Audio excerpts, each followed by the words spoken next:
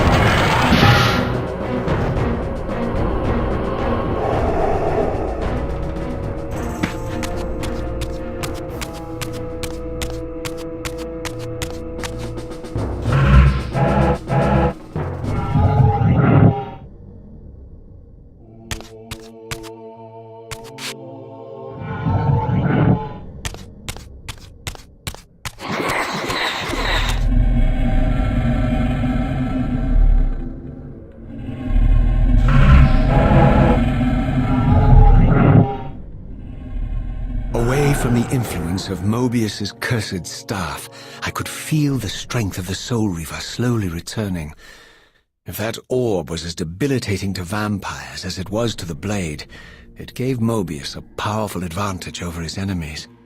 I finally understood how Mobius's crusade could decimate the vampires so successfully. If he could immobilize his enemies, they were at his mercy. But why, I wondered? Would the staff have any effect on the Reaver? Seize him! Prepare to die.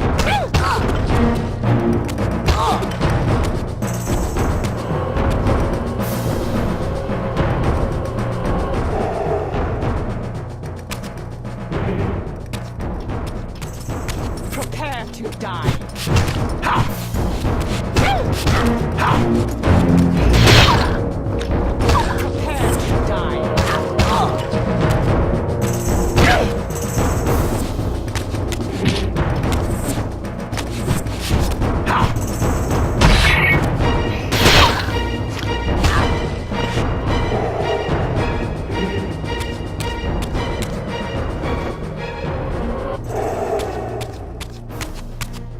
Here it comes. Prepare to die.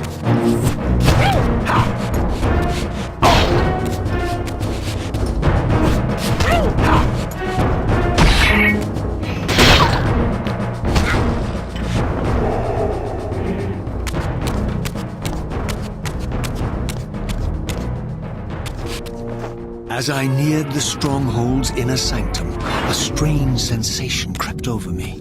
An indescribable feeling of displacement, a sense of vertigo, as reality itself appeared to warp and bend around me.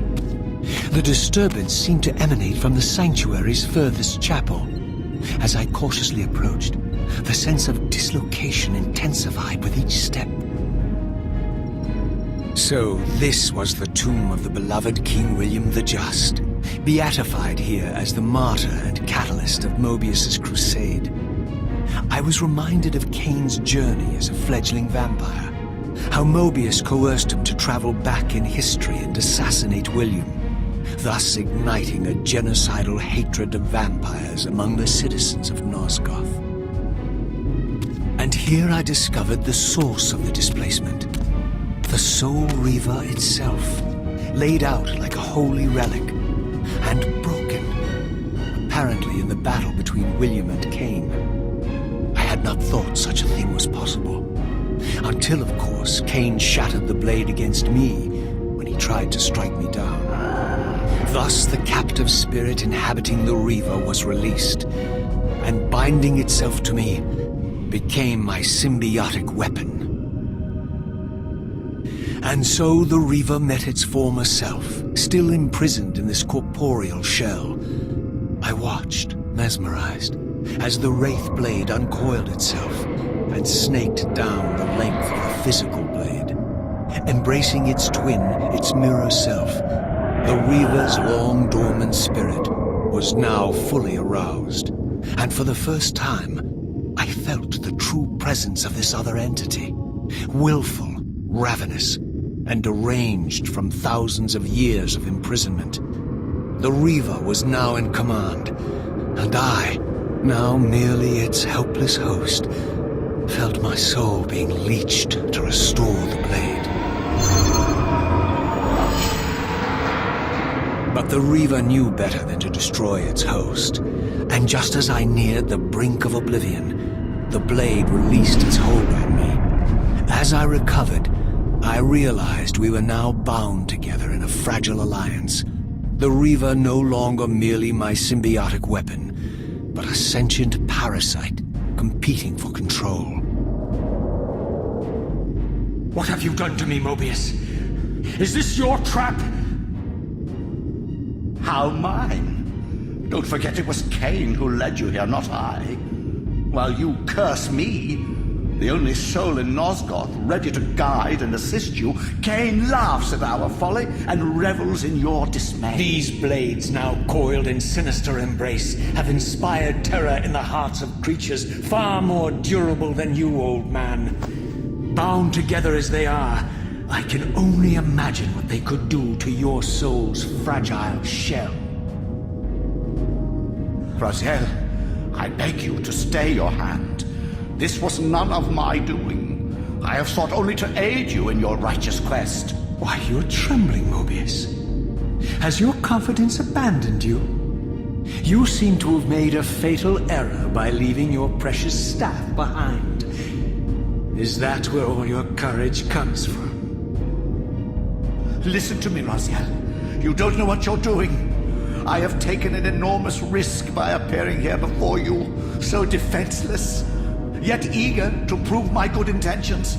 If there's anything left of the Seraphim in you, you won't do this. While you threaten me, your true enemy eludes you. Don't concern yourself with Kain, old man. He'll join you in hell soon enough. As you said, death comes for us all. Yes, the wheel of fate demands it. What did you say? The wheel of fate. The inexorable cycle of death and rebirth to which all men are compelled.